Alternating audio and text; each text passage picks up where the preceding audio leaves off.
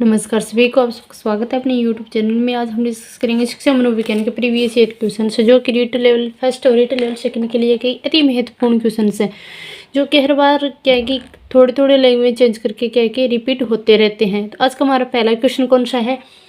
निम्न में से कौन सी प्रतिरक्षा प्रणाली नहीं है?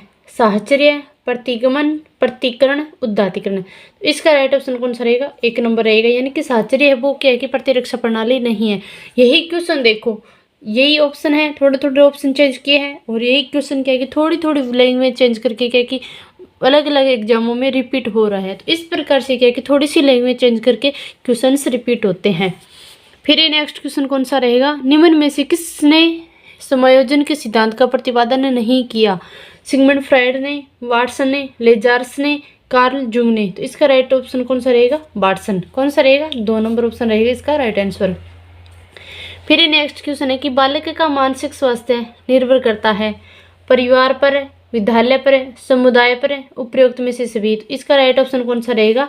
उपरोक्त में से सभी। बालक का मानसिक स्वास्थ्य निर्भर करता है परिवार पर, विद्यालय पर, समुदाय पर या उपरोक्त में से सभी। तो इसका राइट ऑप्शन कौन सा रहेगा? 4 नंबर रहेगा, यानी कि उपरोक्त में से सभी। क्योंकि बालक का मानसिक स्वास्थ्य की बात की गई है। बालक का मानसिक स्वास्थ्य वंशानुक्रम यानी कि अपने परिवार, शारीरिक स्वास्थ्य, रोग, विद्यालय, समूह, समझ व परिवार से प्रभावित होता है। क्योंकि सबसे पहले बच्चा क्या है? अपने परिवार में कुछ चीज़ें सीखता है, वे परिवार में किस प्रकार से बड़ों से छोटों से बात की जा रही है। फिर समुदाय यानी कि अपने आस पड़ोस, अपने समाज में देखता है कि कौन किस तरह से किसके साथ व्यवहार कर रहा है।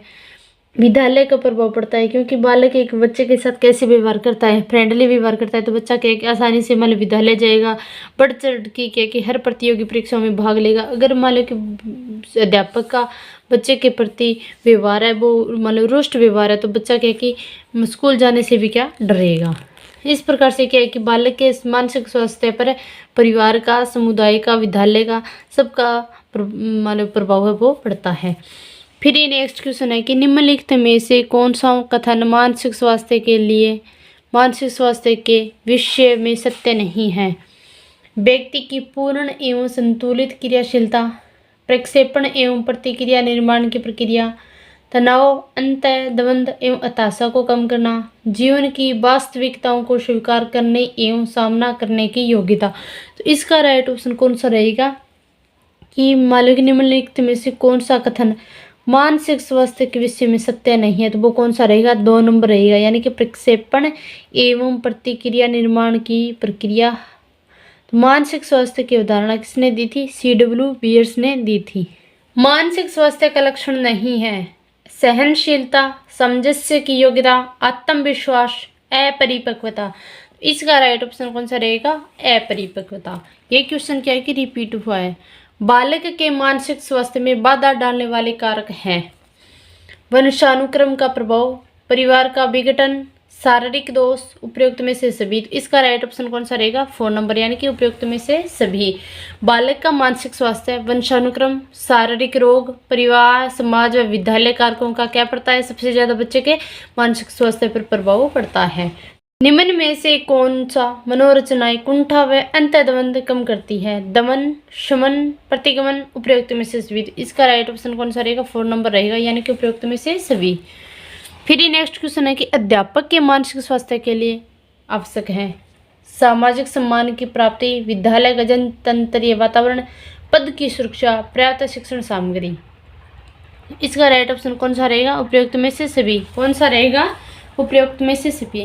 तो इस प्रकार के है कि आपको कूट भी दे दिए जाएंगे कि 1 नंबर ऑप्शन राइट है, 2 नंबर ऑप्शन राइट है, या 2 या 3 राइट है, या फिर 1 और 3 राइट है। इसका राइट ऑप्शन कौन सा रहेगा? उपयुक्त में से सभी। सभी ऑप्शन ही क्या है? राइट हैं। फिर ये नेक्स्ट क्वेश्चन है कि बालक के कुसमायोजन से तात्पर्य है साधारण सी बाधा उत्पन्न होने पर मानसिक संतुलन खो देना, पर्यावरण से संतुलित स्थापित नहीं कर पाना, असंतुष्ट, उपयुक्त में से सभी। तो ये क्या है कि सभी विशेषताएं वो क्या कि बालक के कुसमायोजन से संबंधित है।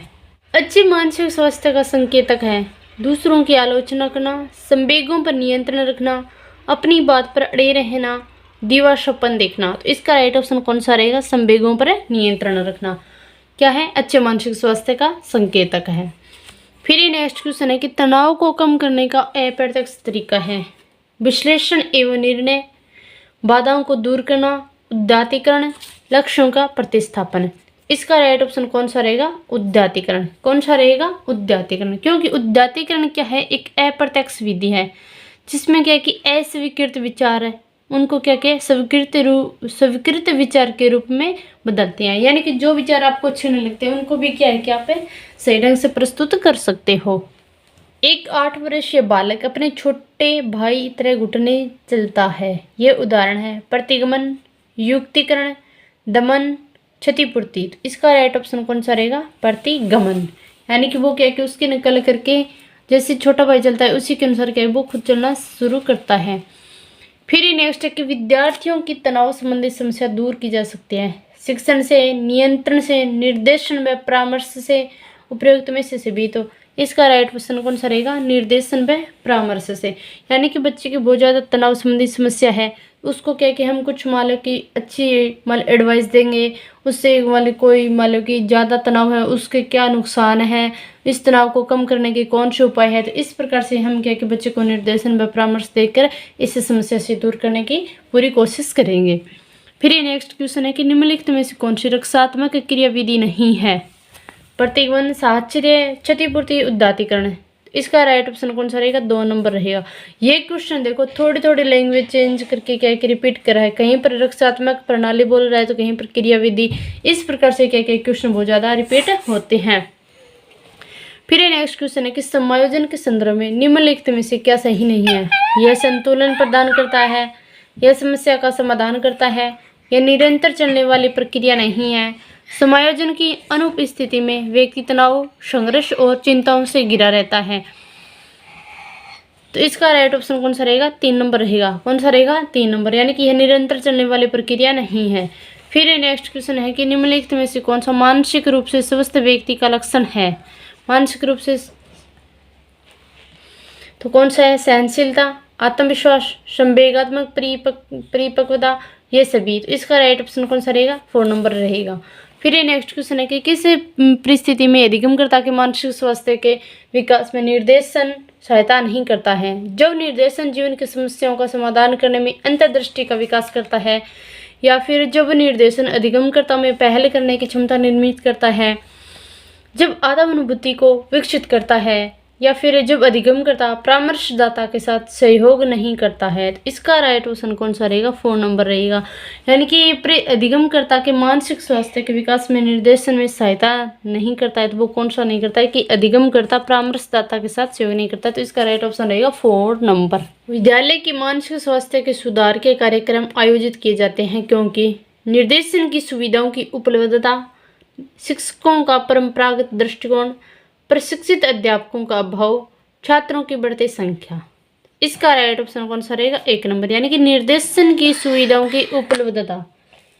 फिर नेक्स्ट क्वेश्चन है कि एक छात्र जो कक्षा में अपने अध्यापक की डांट सुनकर घर आकर अपने छोटे भाई को डांटता है, तो ये उदाहरण निम्नलिखित में से किस रक्षा कवच प्रतिरक्षा से संबंधित है? प्रक्षेपण, प्रतिक्रिया निर्माण, प्रतिस्थापन, मार्गांतरीकरण। इसका राइट ऑप्शन कौन सा रहेगा? 3 नंबर रहेगा।